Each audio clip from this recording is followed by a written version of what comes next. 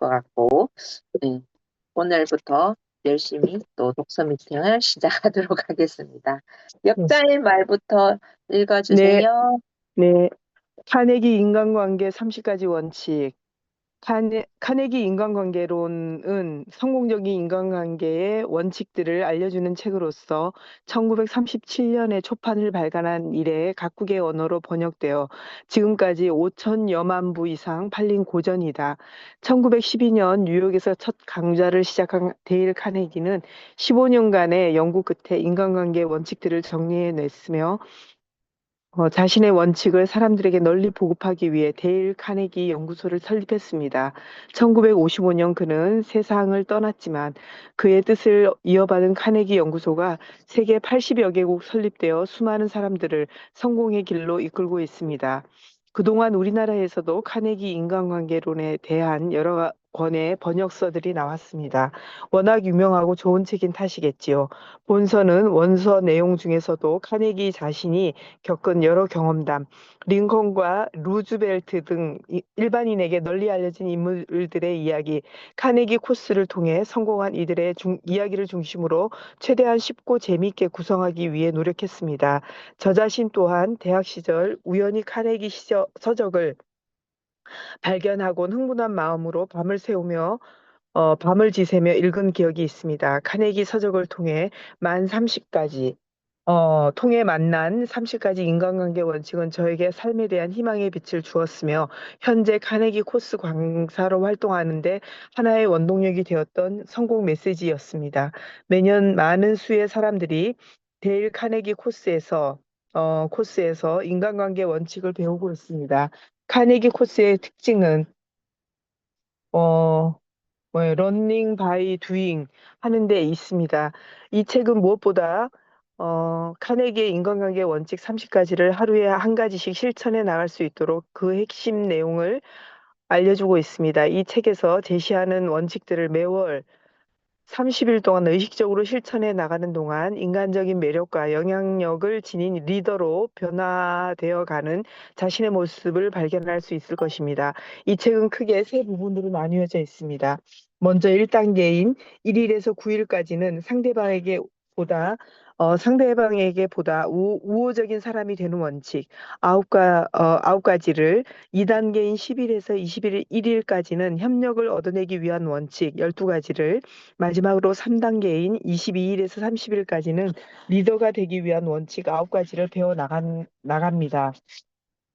이러한 원칙들은 어쩌면 우리가 이미 알고 있는 것들일 수도 있습니다. 하지만 이 원칙들을 일상생활 속에서 제대로 실천한 사람은 몇몇에 불과할 것입니다. 만일 우리 모두 이러한 원칙들을 실천했더라면 벌써 성공한 사람들의 대열에 낄 수 있었을 것입니다. 그래서 이 책은 우리가 평소 알고 있지만 실천하지 못했던 부분들과 간과하고 지났던 부분들을 데일 카네기 코스 강사 입장에서 핵심 사항을 이해하고 서머리와 무브인 투 액션을 통해 일목요연하게 정리하여 그 실천 방법들을 제시해 줍니다. 우리는 다른 사람들과 더불어 세상을 살아나가고 있습니다. 성공적인 인간관계는 가정에서, 직장에서, 사회에서 삶에 대한 자신감과 열정을 갖게 해줄 것이며 급변하는 경영 환경에 능동적으로 대처할 수 있는 리더십을 갖게 해줄 것입니다. 부디 이 책에서 제시하는 인간관계 원칙 30가지를 매일 한 가지씩 실천해서 체득해 나가십시오. 그러면 품격 있는 리더로서 성공적인 삶을 영위하시게 될 것입니다. 이 책에서 최대한의 효과를 얻기 위한 제안, 하루 한 가지씩 30일 동안 실천을 통해 나가는 카네기 인간관계 30가지 원칙. 1. 인간관계 원칙을 터득하기 위한 진지하고도 강한 의욕을 개발하라. 2. 다음 장으로 들어가기 전에 각 장을 두 번씩 읽어라. 3. 이 책에서 서술한 방법을 어떻게 실행할까 수시로 생각해 보라. 4. 모든 중요한 아이디어에 밑줄을 그어라. 5. 매일 한 번씩 이 책을 반복해서 읽어라. 매달 한 번씩. 6. 이러한 원칙들을 기회 있을 때마다 응용하라. 항상 이 책을 곁에 두고 일상의 문제를 해결하는 지침서로 삼아라. 7. 친구에게 당신이 이 원리들 중 하나를 위반할 때마다 지적해주면 벌금을 내겠다는 제안을 해서 재미있는 게임을 해보라. 8. 당신이 이룩한 진전을 매주 체크해 보아라. 당신이 저지른 실수나 잘못 혹은 향상된 점은 어떤 것이 있는지, 미래를 위해 어떤 교훈을 얻었는지를 자신에게 물어보아라. 9. 이 책의 여백의 원칙들을 언제 어떻게 응용했는지 실행한 방법과 그 날짜들을 기록해 보아라. 10. 이 책에 나오는 30가지 원칙들은 자연의 이치에 매일 날짜별로 하루 한 가지씩 그날에 해당하는 원칙을 읽고 의식적으로 실천해 나가면서 1개월 동안 습관화시켜 나가라.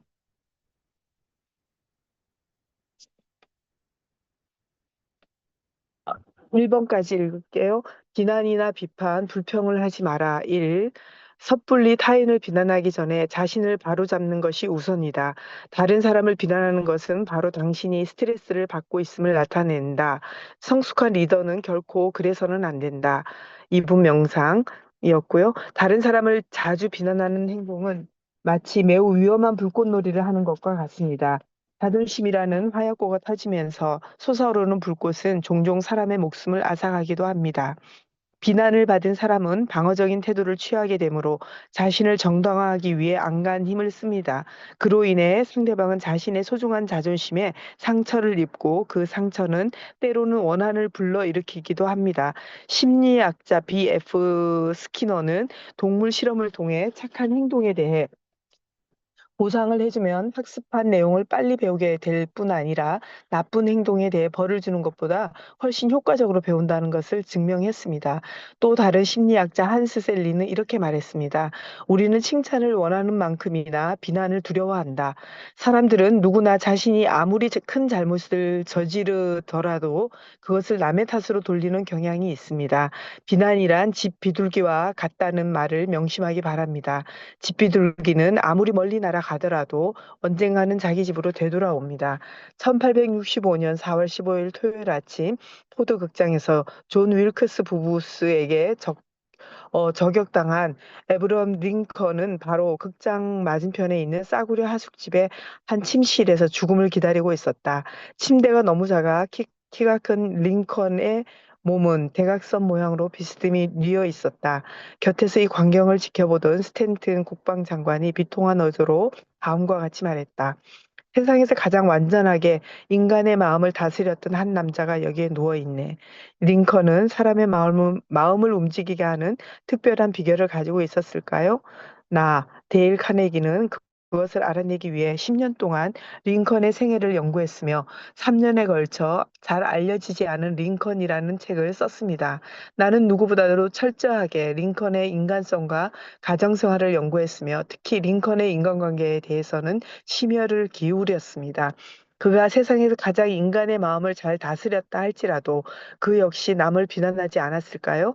그는 젊은 시절 인디애나 주 피존 크리크 밸리라는 시골에 살았는데 비난하기를 좋아했을 뿐 아니라 상대방을 조롱하는 시나 편지를 써서 사람들의 눈에 잘 띄는 길목에 떨어뜨리기도 했습니다. 어떤 사람은 이러한 링컨의 편지 때문에 평생 동안 그를 증오하게 되었다고 합니다. 일리노이 주 스프링필드에서 변호사 개업을 한 후에도 종종 다른 사람을 비난하는 글을 써서 신문에 기고했는데 한 번은 이 때문에 큰일이 벌어지게 되었습니다. 1842년 가을 링컨은 제임스 쉴즈라는 허영심 많고 싸우기 좋아하는 아일랜드 태생의 정치가를 인신공격했습니다. 그를 풍자하는 글은 스프링필드의 저널지에 익명으로 기고한 것입니다. 이 글이 기재되자 온 시내 사람들이 쉴즈를 비웃었습니다. 자존심이 강한 쉴즈는 화가 머리끝까지 났습니다. 그는 그 익명의 기고자가 누구인지 알아낸 즉시 말을 타고 링컨의 집으로 달려가 결투를 신청했습니다.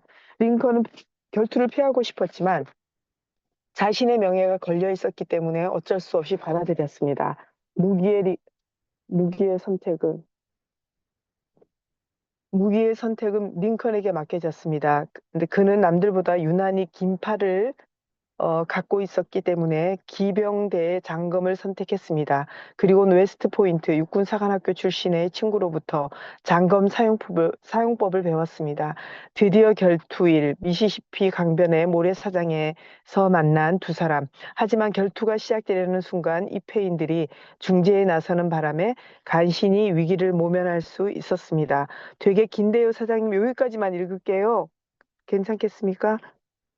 네, 됐습니다. 네. 다음은 이미아 사장님 읽어주실 수 있으세요? 네, 안녕하세요. 네, 안녕하세요. 16페이지 이 사건으로 링컨은부터 읽어주시면 되세요. 중간에 16페이지요? 16페이지요. 16페이지,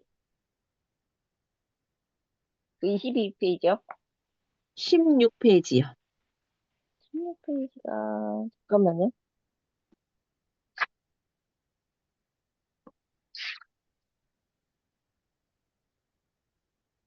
아, 제가 시간이 없어서 짧게 해도 되나요? 네, 여기 다음 17페이지 말했습니다까지만 읽어주시면 되세요. 이 중간에 이 사건으로 음, 링컨은부터 읽어주시면 되세요. 이 사건으로 링컨은 인간관계에 있어 귀중한 교훈을 얻게 됩니다. 그 이후 링컨은 두 번 다시 남을 모욕하는 편지를 쓰지 않았고, 남을 비우지도 않았습니다. 그리고 어떤 일이 있어도 남을 비난하는 일은 절대로 하지 않았습니다. 시어도어 루스벨트 대통령은 어떤 난관에 부딪히면 습관적으로 거실 벽에 걸려있는 링컨의 초상화를 쳐다보며 링컨이라면 이 문제를 어떻게 처리했을까라며 골똘히 생각에 잠기곤 했습니다. 남을 공격하고 싶어질 때는 루스벨트 대통령처럼 링컨을 떠올려 보는 것이 어떨까요? 남의 결점을 고쳐주려는 노력은 분명히 칭찬받을 가치가 있습니다. 그러나 그것은 먼저 자신의 결점을 고친 후의 이야기입니다. 섣불리 타인을 지적하기보다는 자신을 바로잡는 것이 우선입니다. 공자는 자기 집 대문 앞은 지저분하면서 이웃집 지붕이의 눈에 대해 시비하지 말라고 가르쳤습니다. 사람을 대할 때 상대방을 논리적인 인간이라고 생각해서는 안 됩니다. 상대방은 감정의 동물이며 게다가 편견으로 가득 찬 자존심과 허영심에 따라 행동한다는 사실을 깨달아야 합니다. 테스를 비롯한 수많은 소설을 쓴 영문학의 기재 토머스 하디가 비천한 사람들을 끝으로 장편 소설을 쓰지 않게 된 이유는 도덕가들의 맹렬한 비난 때문이며 영국의 천재 시인 토머스 챕터튼을 18세의 나이에 자살로 몰아넣은 것 역시 비판 때문이었습니다. 젊은 시절 대인관계가 서툴기로 유명했던 벤저민 프랭클린은 외교적 수완과 사람 다루는 방법을 터득한 뒤 프랑스 주재 미국 대사로 임명되었습니다. 그는 자신의 성공 비결을 나는 결코 남의 단점을 들춰내지 않고 장점에 대해서만 칭찬한다라고 말했습니다. 남을 비난하거나 잔소리를 늘어놓는 행동은 누구나 할 수 있습니다. 그리고 어리석은 사람일수록 더욱 그런 행동에 집착합니다. 이해와 관용은 뛰어난 성품과 극기심을 갖춘 사람이 가질 수 있는 미덕입니다. 영국의 사상가 칼라일은 이의는 수인을 다루는 방법에서 그의 위대함을 나타낸다고 말했습니다. W. 감사합니다. 무님, 아, 네, 감사합니다. 감사합니다. 네, 다음엔 더 많은 기회를 드리겠습니다. 다음은 네. 김영임 사장님 읽어주세요.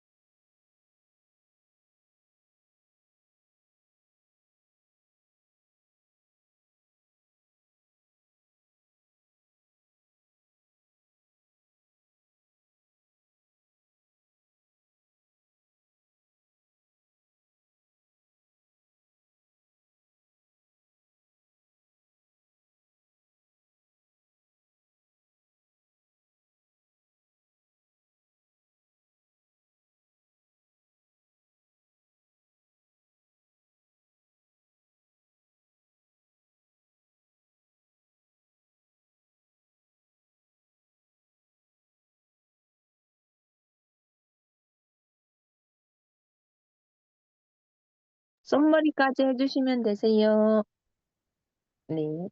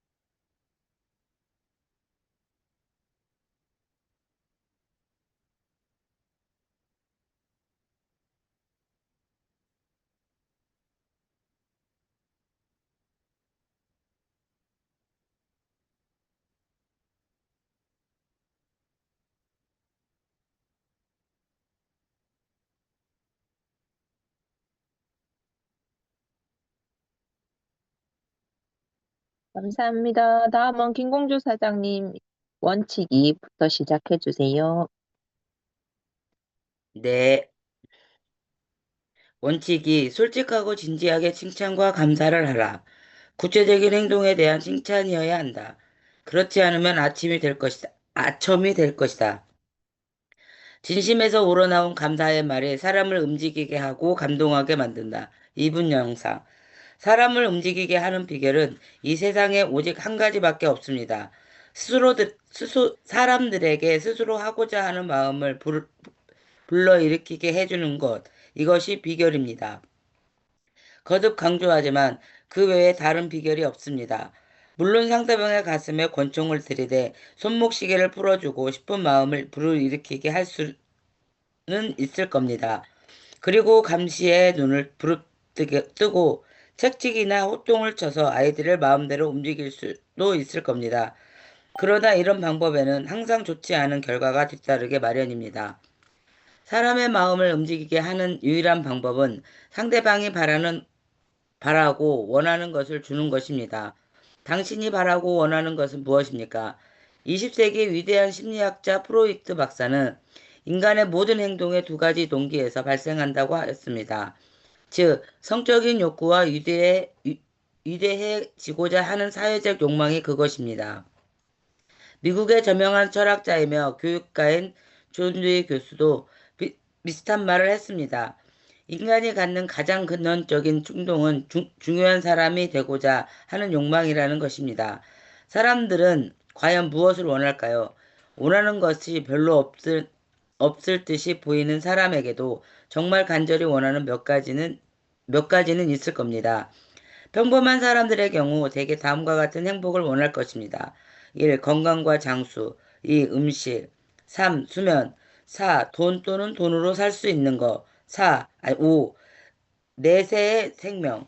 6. 성적인 만족. 7. 자손의 번영. 8. 자기 자신의 중요성. 이상의 욕구는 대체로 충족시킬 수 있지만 이 중에서 하나만은 예외입니다. 그 욕구는 식욕이나 수면욕처럼 인간이 아주 옛날부터 추구해 왔던 것이며 더구나 좀처럼 충족될 수가 없는 욕구입니다. 그것은 다름 아닌 자기 자신의 중요성입니다. 이것은 바로 프로이트 박사가 말한 위대해지고 싶은 욕망이며 두이 교수가 언급한 중요한 사람이 되고자 하는 욕망입니다. 링컨은 어느 편지의 글머리에서 모든 사람은 칭찬 듣기를 좋아한다 라고 쓴 적이 있습니다. 저명한 심리학자 윌리엄 제임스도 인간이 지닌 특성 중에서 가장 심오한 원칙은 다른 사람으로부터 인정을 받고자 하는 갈망이다 라고 말했습니다. 여기서 제임스가 원한다든가 동경한다든가 하는 평범한 표현을 쓰지 않고 갈망한다고 말한 것에 주의하기 바랍니다. 갈망이란 인간의 마음을 끊임없이 흔들고 있는 탓은 듯한 갈증을 말합니다.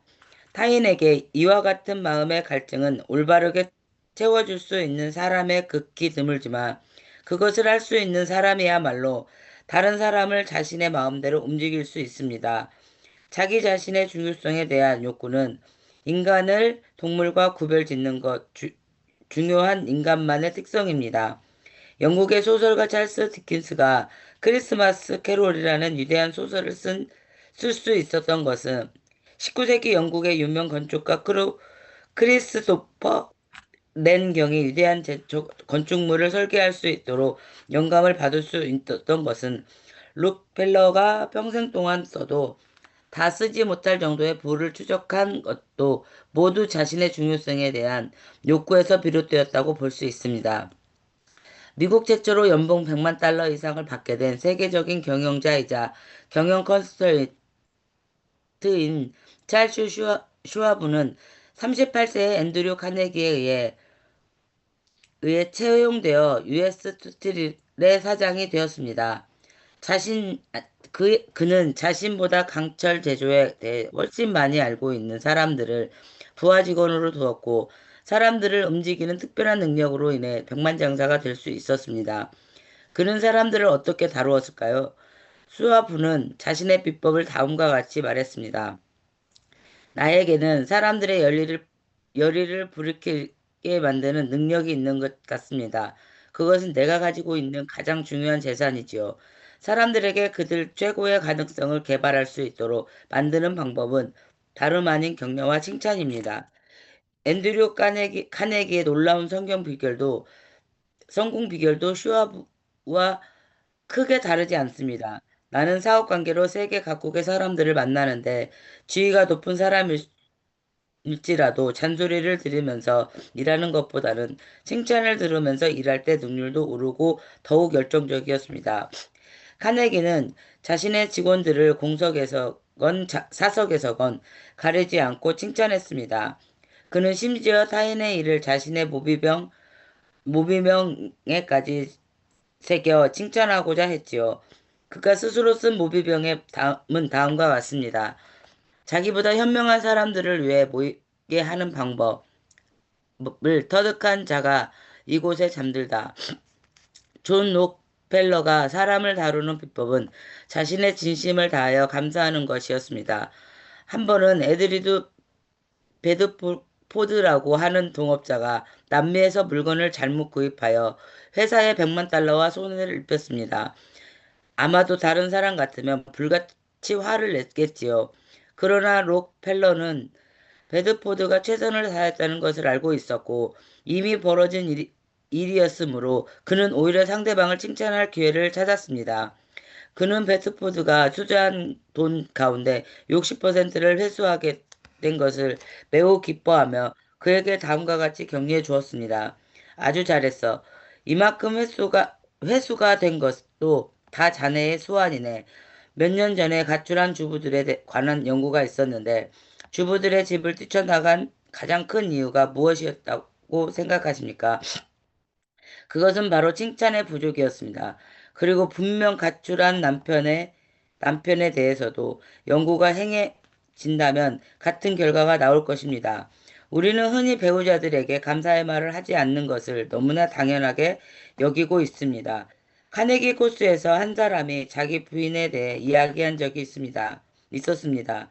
그의 아내는 교회의 자기계발 프로그램에 참여하고 있었는데 남편에게 자신이 좋은 아내가 되기 위해 노력해야 할 6가지 요구사항을 기입해 달라고 말했습니다.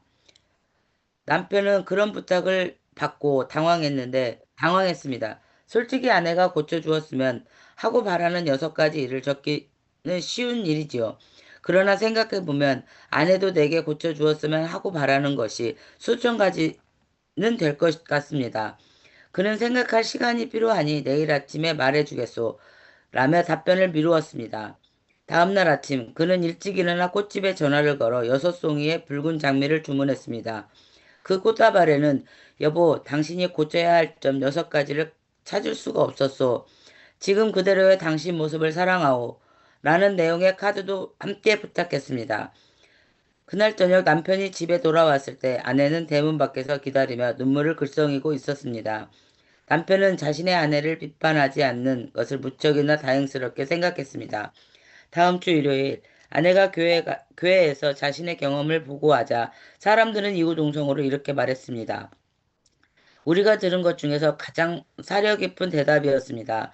남편은 그때 비로소 칭찬의 힘이 얼마나 큰 것인지 다시 한번 실감했습니다.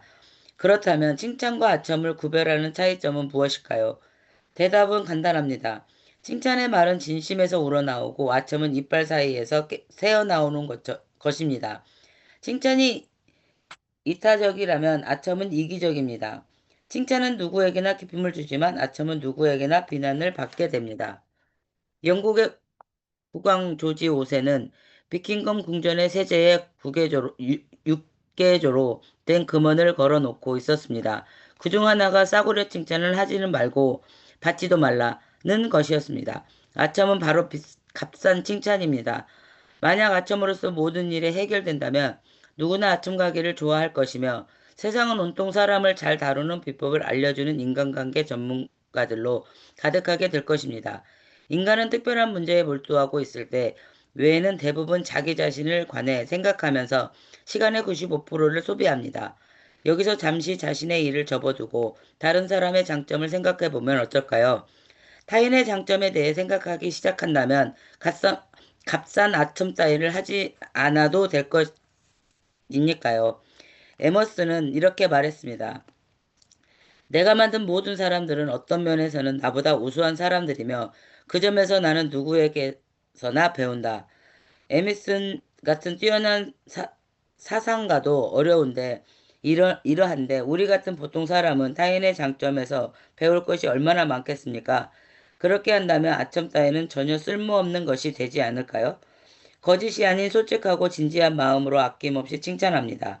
그러면 사람들은 당신의 말을 마음속 깊이 간직하고 평생도록 잊지 않을 것입니다. 칭찬을 한 본인은 설령 잊는다 하더라도 칭찬을 받은 사람은 언제까지나 잊지 않고 소중하게 간직할 것입니다. 원칙 2. 썸네일. 사람을 다루는 비결. 여러분은 주변 사람들에게 칭찬과 감사의 마음을 표현하고 있나요? 이 핵심은 바로 솔직함과 진지함이 있습니다. 우리 삶에 있어서 가장 간과되기 쉬운 덕목이 있다면 그것은 칭찬과 감사입니다. 좋은 것을 보고 좋다고 얘기하고 아름다운 것을 보고 아름답다고 말할 수 있는 표현력은 바로 작은 일에도 감사할 줄 아는 마음에서 나옵니다. 다음에 기회가 있다면 레스토랑에서 저녁 식사를 할 때 요리사에게 최고의 요리였다고 칭찬을 해보세요. 또한 어떤 직원이 당신에게 보기 드문 친절을 베풀었을 때 그것을 칭찬해 주세요. 동료가 프로젝트를 성공적으로 마쳤을 때 그것을 진지하게 인정해 주세요. 정말 잘했어. 역시 당신밖에 없어. 난 널 믿어. 사람들이 이런 칭찬과 감사, 인정의 말들을 가슴 깊이 오랫도록 간직할 거예요. 아마도 소중한 보석처럼 말이죠. 당신은 이미 잊어버린 일조차도 지금까지 살아오면서 어떤 말을 들었을 때 가장 기분이 좋았는지 한번 생각해 봅니다. 칭찬은 글, 엽서로서 말로써 행동으로 나타낼 때 길을 북돋워 줍니다. 장미꽃을 전해준 사람의 손에는 항상 장미향이 남아있다. 행동으로 옮겨보세요.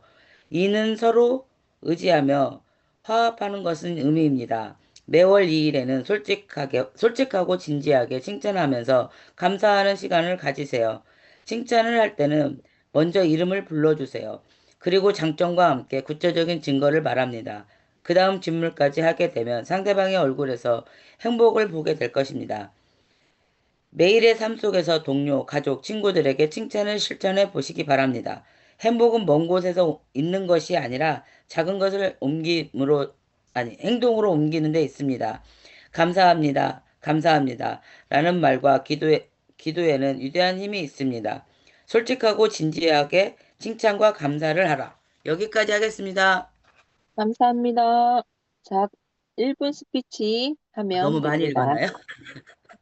아니에요. 지금 이게 한 차트씩 하기에 시간이 네. 짧아서 오히려 속도를 내주셔서 감사드리고, 김공주 사장님 1분 네. 스피치 부탁드립니다. 전 마지막에 이게 행동으로 옮겨보세요라는 말이 진짜 실감을 하고 있습니다. 감사합니다, 감사합니다 말과 함께 제가 이제 네. 카톡이나 이렇게 쓰면서 조금씩 조금씩 감사하는 일이 제가 몸소 느끼고 있습니다. 그래서 감사합니다. 네, 감사합니다. 다음은 김영임 사장님.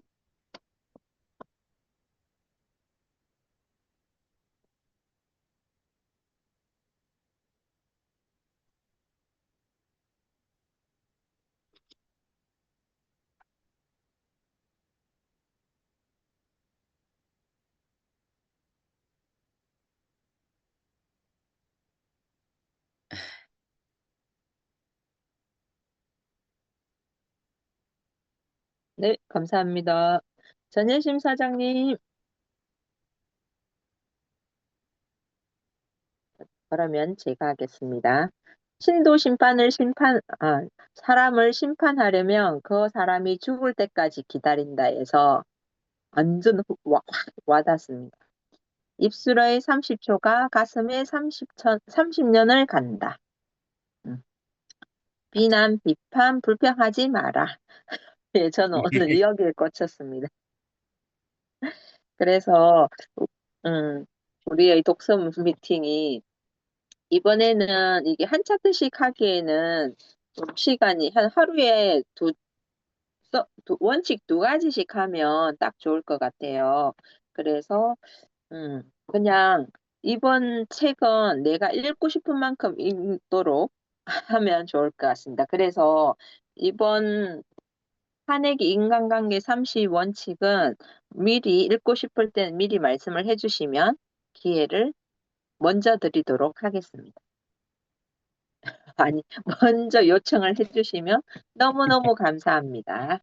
그래서, 어, 그래서 요청이 없으면 제가 싹 다 읽겠습니다. 그러면 요청을 하실 것 같아서. 요청, 아니면 먼저 들어온 순서대로, 읽도록 하겠습니다. 네.